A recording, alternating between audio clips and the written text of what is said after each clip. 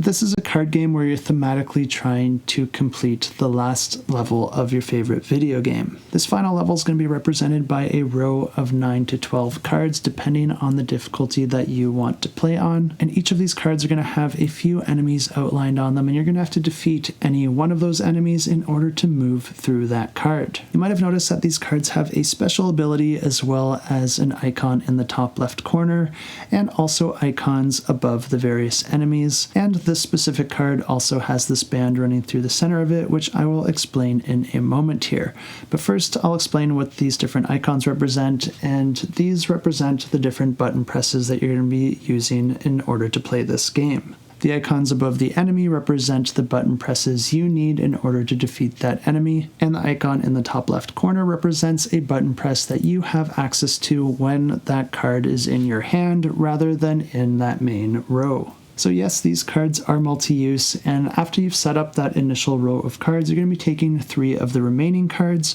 and adding those into your hand, and then also taking the 2 equipment cards, which you will always be starting with. After you've done that, you're ready to start the game, but one thing I should mention is that when you're putting out this initial row of cards, you're actually putting those cards face down, so you don't actually know which enemies you're going to be going up against in which order. And it's really valuable to know which cards have these bands running through the center of them, because if you are able to get them side by side, then that's going to allow you to perform combos, making the enemies more easy to defeat in the following card. But like I said, all these cards do start face down, and then you're going to be using this card above the row in order to indicate where your character currently is. The reason this card's broken into 4 different sections is because this is not an easy final level, and you're not going to be able to complete it with just a single life. This is thematically a video game, so each one of these sections represents an extra life that you have for your character, and you will need them to complete this game. When you start the game, you're going to be revealing the leftmost card in the row, and then you're going to be trying to spend the cards in your possession in order to defeat one of the enemies on that card.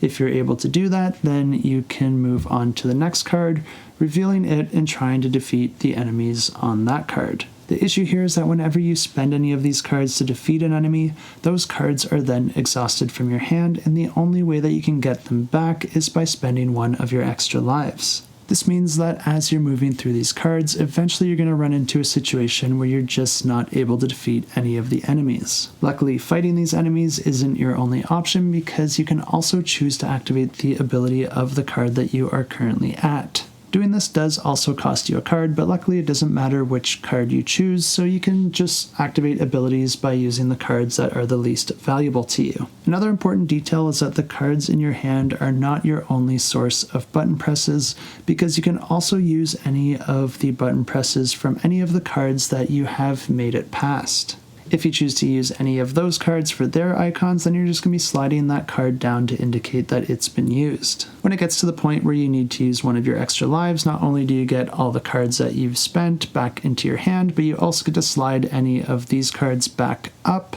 and also you're going to be taking the leftmost card from the row and then adding that card to your hand. Unfortunately, using your extra life does also send your character back to the start of that row, but since you were able to take that leftmost card and add it into your hand, that row is actually going to be shorter each time that you do this. Not only that, but since you were able to flip some of the cards up in your previous life, you're going to have a little bit of information that you can use to your advantage to be a bit more efficient with your next life. This is where the abilities can become really powerful, because a lot of these abilities will allow you to move cards around and manipulate that row, and if you already know which card is in which spot, you can use all of that to your advantage to try and get these combos next to each other and make moving through the row the next time a little bit easier to do. If you're able to do this well enough and make it through all of the cards, then you have won the game, but if you run out of all of your lives before you're able to do that, then you're going to be losing and you're going to have to start again from the beginning.